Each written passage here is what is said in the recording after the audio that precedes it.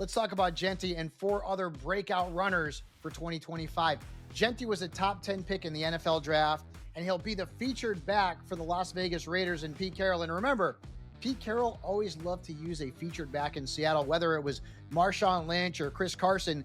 And Jeanty reminds me a lot of a bigger Alvin Kamara. This kid has massive upside.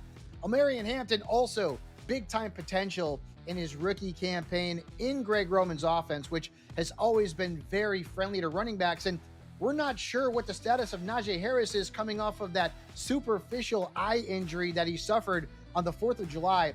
Regardless, Hampton was a first-round pick for the Chargers. He should lead this backfield in touches and potentially be a top 12 fantasy running back.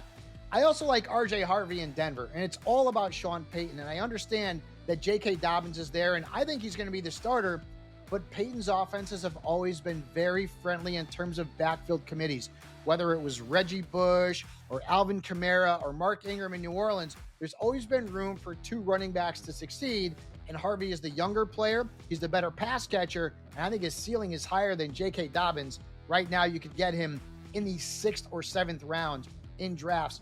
Let's stick with the running back theme and talk about Caleb Johnson in Pittsburgh.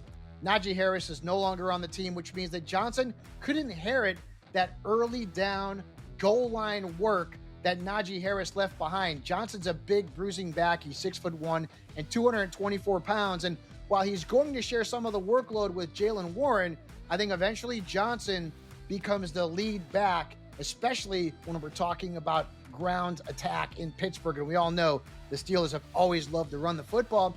And finally, let's talk about Quinshon Judkins. Now, I get it. He's not with the Browns right now. We're not exactly sure what his status with the team is, but at some point, he will be a member of the Cleveland Browns. And they drafted him near the top of the 2nd round to be their lead back. So while this might not be an instant gratification situation, Jerome Ford could end up being the starter for the Browns to open the season.